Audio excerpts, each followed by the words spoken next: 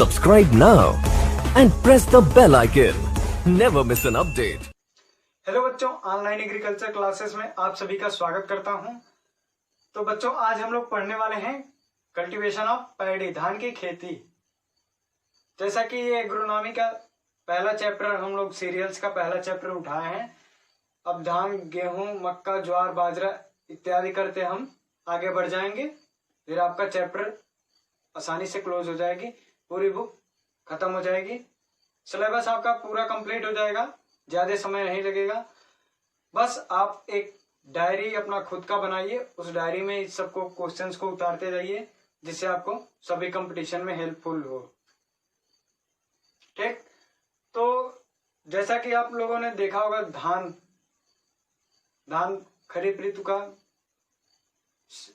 ऋतु का क्रॉप है। बट आपका आता है धान जो है, धान जिन लोगों ने नहीं देखा होगा धान का पौधा, वो वीडियो के फ्रंट पेज पे लगा हुआ है, वहां पर देख लेंगे। वैसे तो सभी लोग एग्रीकल्चर से रिलेटेड हैं, तो धान का पौधा तो देखा ही होगा। तो चलिए हम लोग समय को व्यर्थ न करते हुए अपने पॉइंट पर आते हैं। तो चलिए, आपका मेन इंपॉर्टेंट टॉपिक क्या है? Botanical name. बोटेनिकल नेम का मतलब होता है वानस्पतिक नाम, या we can say that scientific name, यानी वैज्ञानिक नाम। इसको बोटेनिकल नेम न लिख करके हम साइंटिफिक नेम भी लिख सकते हैं। ठीक, इसके पश्चात वानस्पतिक नाम इसका क्या है धान का? वो है ओराइजा सटाइवा। ये है जीनस, ये आपका है स्पीसीज। जीनस का पहला लेटर कैपिटल होता है, बाकी सब स्मॉल होते हैं। फिर आपका स्पीसीज का सारे लेटर स्मॉल होते हैं। ये इंपॉर्टेंट पॉइंट है। और किसी भी वैज्ञानिक नाम को अगर हम जैसे कि लिखते हैं, उसके नीचे अंडरलाइन कर देते हैं। अगर अंडरलाइन नहीं करेंगे तो ये गलत हो जाता है क्वेश्चन। यदि ये इटैलिक वर्ड में नहीं है तो अंडरलाइन करना मस्ट है। तो धान का वैज्ञानिक नाम जैसा कि है ओराइजा सटाइवा, इसकी फैमिली है, फैमिली यानी कुल। किस कुल में आता है?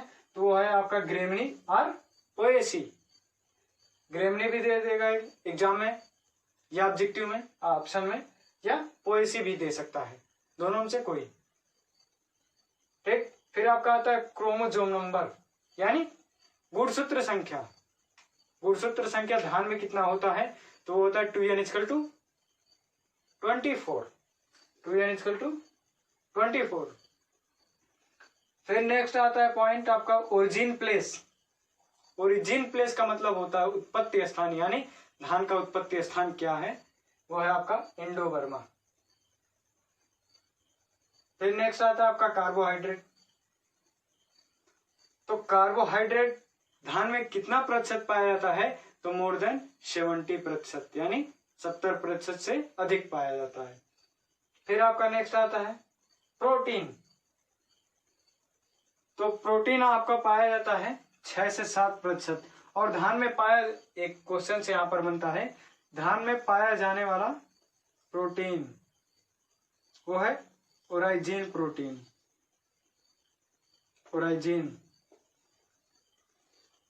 ओराइजिन प्रोटीन पाया जाता है, इसको आप नोट कर लीजिएगा।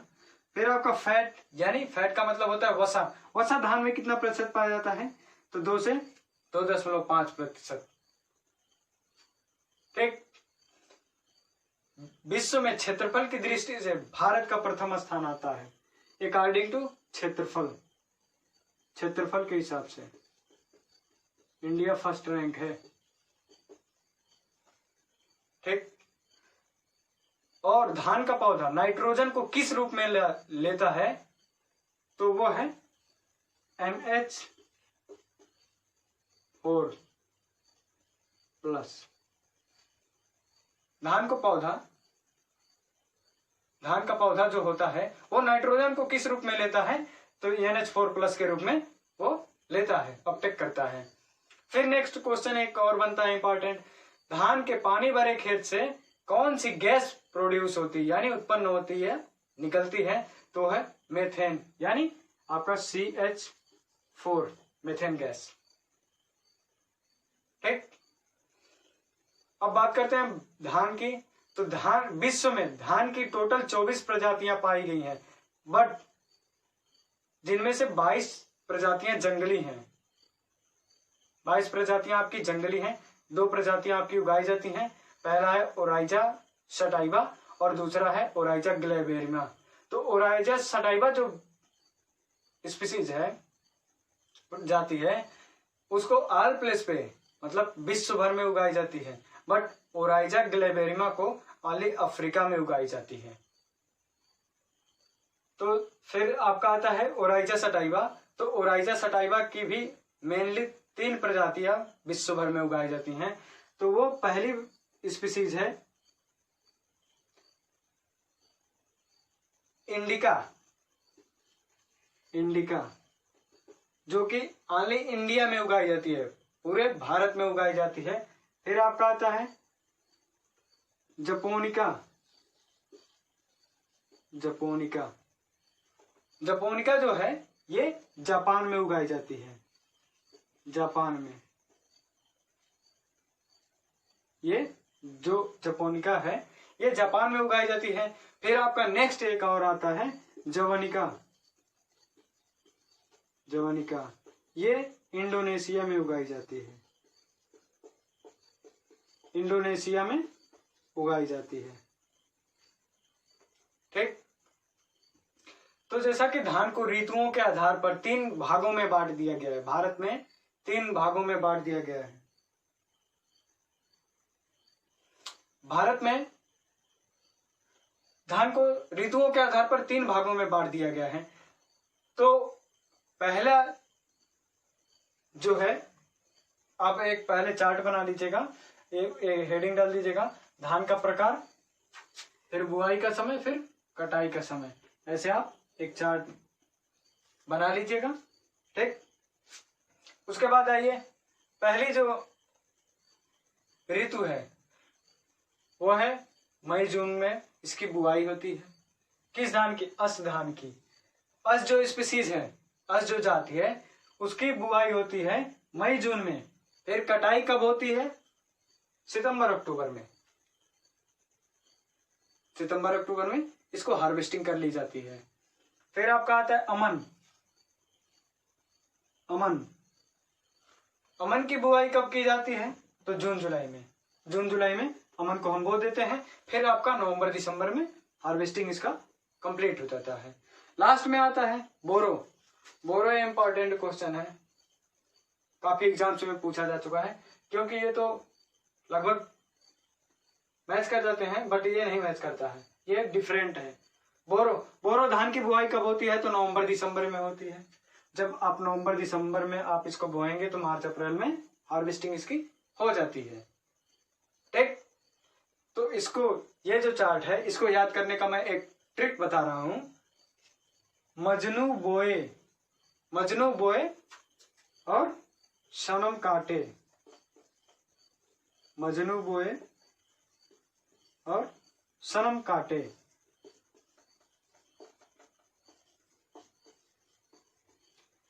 म से मई जून, जैसे जून, नू से नवंबर। ठीक, फिर सनम सितंबर अक्टूबर, नवंबर दिसंबर 9 से, फिर आपका मार्च अप्रैल 9 से। इसका ट्रिक है मजनू बोए और सनम काटे। तो जैसा कि हम धान को कितनी गहराई पर बोते हैं, तो 2 से 3 सेंटीमीटर पे बोते हैं। और एक हिल्स में धान के कितने पौधे आते हैं? तो 2 से 3 पौधे आते हैं।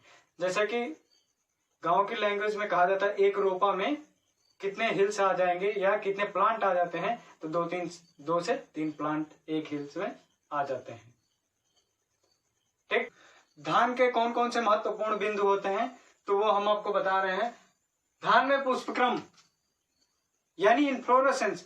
धान में किस प्रकार का इन्फ्लोरेसेंस पाया जाता है? क्वेश्चन से यही सब पूछा जाता है। यानी पेनिकल, धान का जो पुष्पक्रम होता है वो होता है पेनिकल। और कितना पेनिकल, कितने पुष्पक्रम होते हैं? तो वो होते हैं आपके 6 पुष्पक्रम होते हैं। धान में 6 पुष्पक्रम होते हैं। फिर आपका धान में हलिंग प्रतिशत क्वेश्चन पूछा जाता है। धान में हलिंग प्रतिशत क्या होती है या कितना परसेंट होता है? तो वो होता है 66% यानी 66%। फिर आपका आता है धान में चिपचिपाहट। चिपचिपाहट किसके कारण होता है? वो होता है एमाइलेज। आपको आंसर दिया रहेगा ऑब्जेक्टिव टाइप में, एमाइलेज, उसमें ऑप्शन जरूर देगा। फिर आपका आता है धान में महक। धान में महक का कारण, धान में किस कारण महक आती है? वो आती है डाई एसिटाइल 1 पैरालाइन, डाई एसिटाइल 1 पैरालाइन। ठीक। और घी में महक का कारण यही आता है, घी में महक का कारण होता है डाई एसिटाइल। ठीक। फिर नेक्स्ट आता है धान का परीक्षण भार। धान का परीक्षण भार क्या होता है? यानी टेस्ट वेट ऑफ पैडी। तो एज लाइक जनरली धान का टेस्ट वेट होता है 25 ग्राम। ठीक। जबकि बासमती धान का टेस्ट वेट होता है 21 ग्राम यानी 21 ग्राम। फिर आपका आता है next point, father of golden paddy. सुनहरे धान के पिता कौन है? वो है Ingo Potrykus and Peter Beyer. Peter Beyer. ठीक। फिर आपका नेक्स्ट आता है संकर धान के पिता यानी फादर ऑफ हाइब्रिड राइस। वो है वायलपिंग। वायलपिंग है आपके, ये इंपॉर्टेंट क्वेश्चन है। ठीक। फिर आपका आता है सुपर धान के पिता, यानी सुपर धान के पिता हैं जीएच खुश। जीएच खुश। मिस्टर राइस किसको कहते हैं या कौन सा साइंटिस्ट हैं जिनको मिस्टर राइस के नाम से पुकारा जाता है? वो है एसके दत्त। एसके दत्त को मिस्टर राइस के नाम से जाना जाता है। आपका नेक्स्ट पॉइंट आता है कोन बीडर का प्रयोग किसके कारण, किस लिए होता है, यानी किस पर्पज से कोन बीडर का प्रयोग हम लोग करते हैं? वो है खरपतवार नियंत्रण यानी वीड कंट्रोल, खरपतवार नियंत्रण। खरपतवार नियंत्रण के लिए हम लोग किस रसायन का उपयोग करते हैं? वो है मचेटी। मचेटी 3 किलोग्राम प्रति हेक्टेयर, 3 kg पर हेक्टेयर के लिए उपयुक्त होता है। ये जैसे हम ट्रांसप्लांटिंग कर दिए, नर्सरी को आप ट्रांसप्लांट कर दिए, उसको ट्रांसप्लांट करने के 3 से 4 दिन के अंदर इस दवा का उपयोग कर देना चाहिए, बिफोर जर्मिनेशन। जैसे कि हम ट्रांसप्लांट कर दिए नर्सरी को, फिर उसको जमने से पूर्व, जैसे उसमें हरियाली आ जाएगी, हरियाली आने से पूर्व, यानी उसको जब वो मिट्टी में इजिली ग्रो कर जाएगा, उसके पूर्व हमको इस मचेटी को यूज कर देना है। मचेटी का दूसरा नाम है ब्यूटाक्लोर। ठीक। फिर कुछ 2 टर्म आते हैं, पडलिंग एंड ब्यूशेनिंग। पडलिंग का प्रोसेस किस लिए किया जाता है? पडलिंग का प्रोसेस इसलिए किया जाता है जल रिसाव को रोकने के लिए। जल रिसाव को रोकने के लिए हम पडलिंग कर देते हैं। फिर ब्यूशेनिंग, ब्यूशेनिंग संबंधित है, क्वेश्चंस बनता है ब्यूशेनिंग संबंधित है तो पैडी से, पैडी से संबंधित है। फिर आपका एक और क्वेश्चन बनता है, धान के भूसी में कितने प्रतिशत तेल पाया जाता है? तो वो 3.5% ऑयल पाया जाता है। 3.5% ऑयल इसमें पाया जाता है। धान कैसा?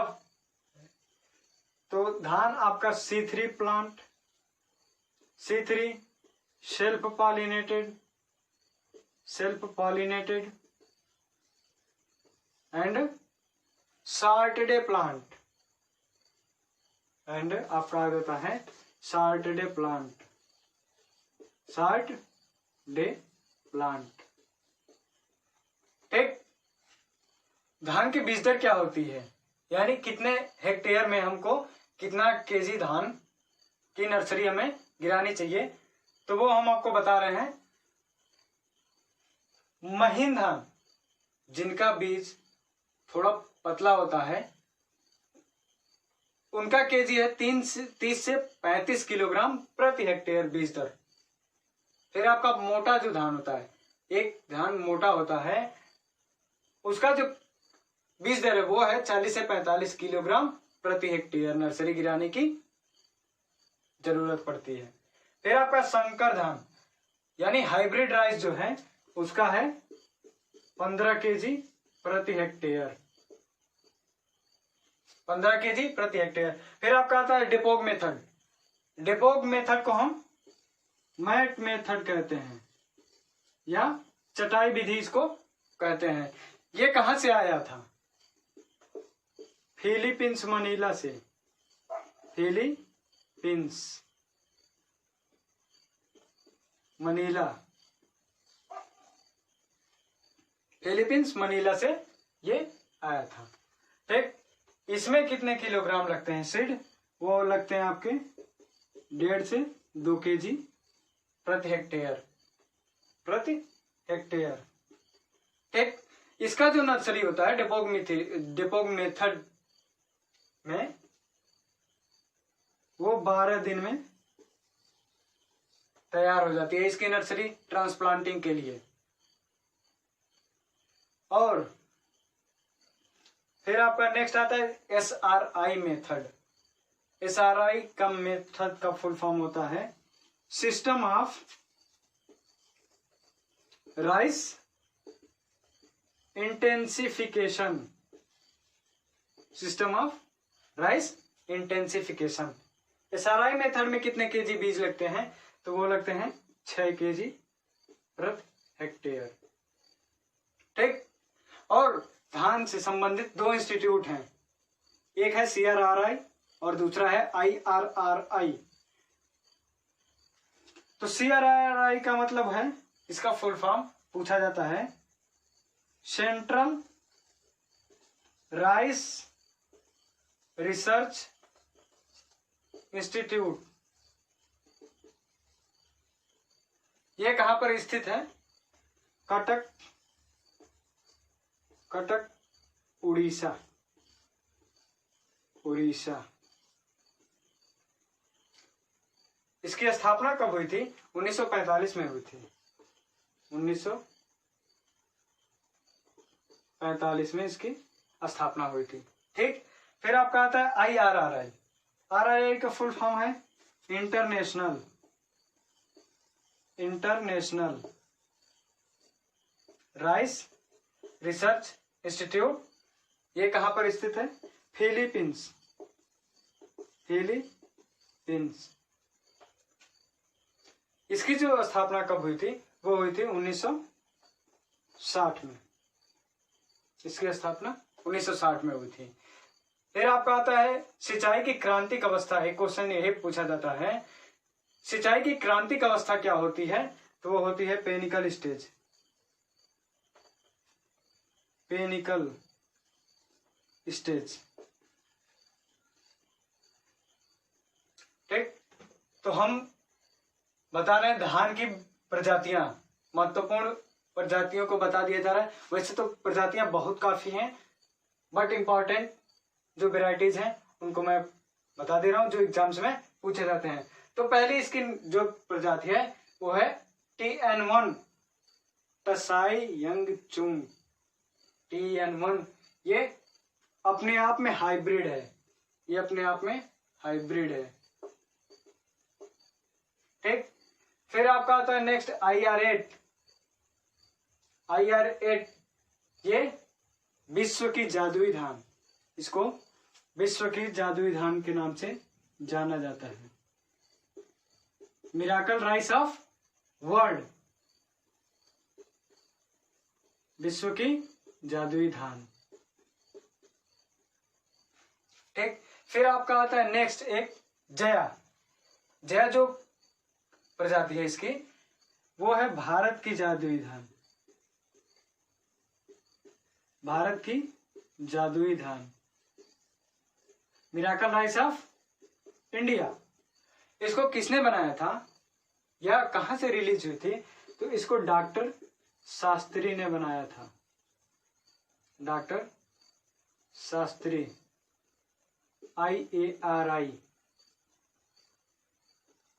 IARI से रिलीज हुई थी।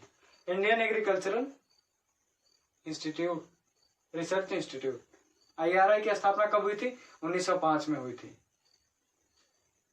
ठीक, 1905 में इसकी स्थापना हुई थी। फिर आपका आता है जैसे ICAR या IARI का जो भी एग्जाम्स होते हैं तो पूछ लेते हैं इसकी स्थापना कब हुई थी, ये इंपॉर्टेंट क्वेश्चन है। फिर आपका आता है पद्मा कालोजेरा। पद्मा कालोजेरा जो आपकी प्रजातियां हैं ये औषधि युक्त प्रजातियां हैं, औषधि युक्त प्रजातियां हैं। ठीक, फिर आपका आता है साबरमती। तो साबरमती जो आपकी नस्ल है इसमें सबसे ज्यादा क्या पाया जाता है? तो सबसे ज्यादा आपका प्रोटीन पाया जाता है, सबसे ज्यादा आपका प्रोटीन पाया जाता है। ठीक, फिर आपका आता है जगन्नाथ। तो जो जगन्नाथ है आपका इसमें सबसे ज्यादा प्रोटीन पाया जाता है साबरमती में। फिर आपका जगन्नाथ जो है ये उत्परिवर्तन द्वारा प्रथम प्रजाति है, म्यूटेंट वेराइटी, म्यूटेंट वेराइटी यानी उत्परिवर्तन द्वारा प्रथम विकसित प्रजाति है जगन्नाथ। फिर आपका आता है पूसा, बासमती 1, कस्तूरी और T3। T3 को हम टाइप 3 भी कह सकते हैं। एक टाइप 3 ये आपकी सुगंधित प्रजाति है, आपकी सुगंधित प्रजातियां हैं, सुगंधित प्रजाति है। ठीक, फिर आपका आता है गोविंद, जलप्रिया और जलमग्न, साकेत, चकिया इत्यादि सब आते हैं। ये आपके जलमग्न मतलब अधिक जल चाहने वाली प्रजातियां हैं, अधिक जल वाली प्रजातियां हैं, अधिक जल चाहने वाली प्रजातियां हैं। ठीक, और भी प्रजातियां हैं बट उनसे हमें ज्यादा महत्व नहीं है, इतने इंपॉर्टेंट है, यही एग्जाम से पूछा जाता है। यूपी कैडेट, ICAR, BHO और अदर भी एग्रीकल्चर से रिलेटेड कंपटीशन में पूछे जाते हैं। अब हेडिंग डालिए, डिजीज। धान में कौन कौन से मुख्य रोग लगते हैं? तो वो है सर्वप्रथम है आपका खैरा डिजीज। खैरा डिजीज किसकी कमी से होता है? तो ये आपका जिंक की कमी से होता है, जिंक की कमी से ये प्रोड्यूस होता है। खैरा डिजीज की खोज कब हुई थी? 1966 में वाई.एल. नीनी नामक साइंटिस्ट ने, वाई.एल.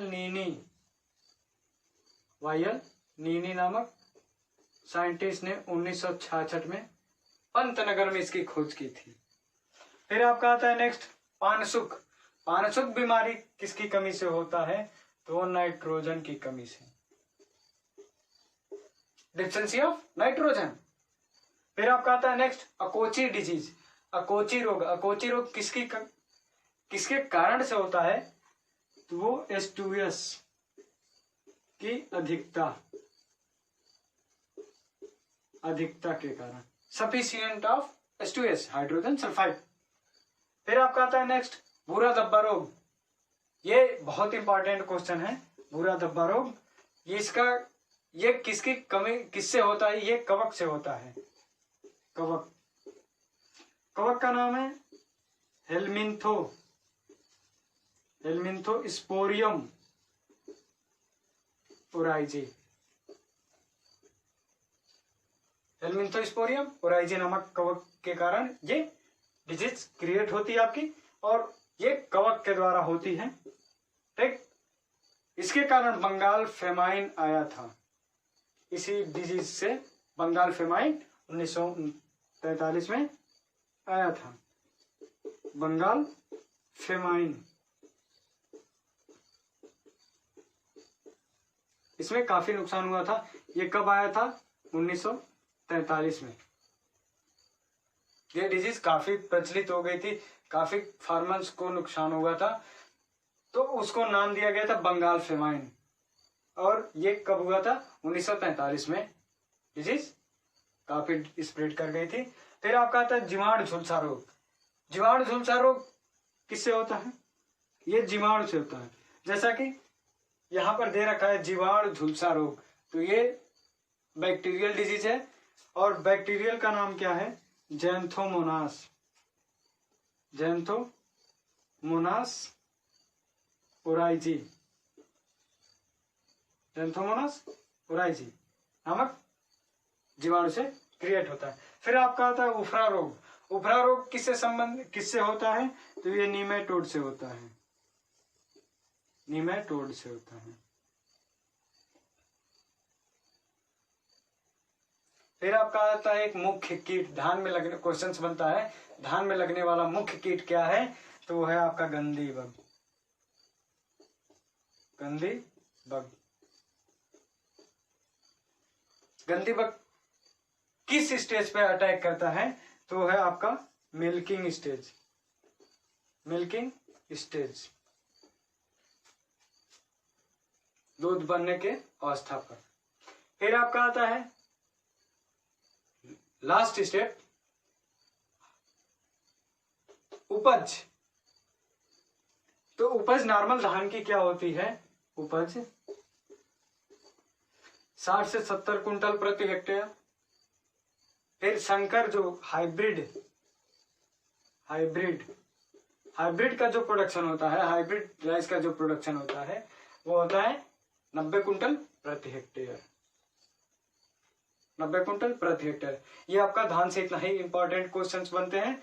ये आपका धान फिनिश। Thank you class.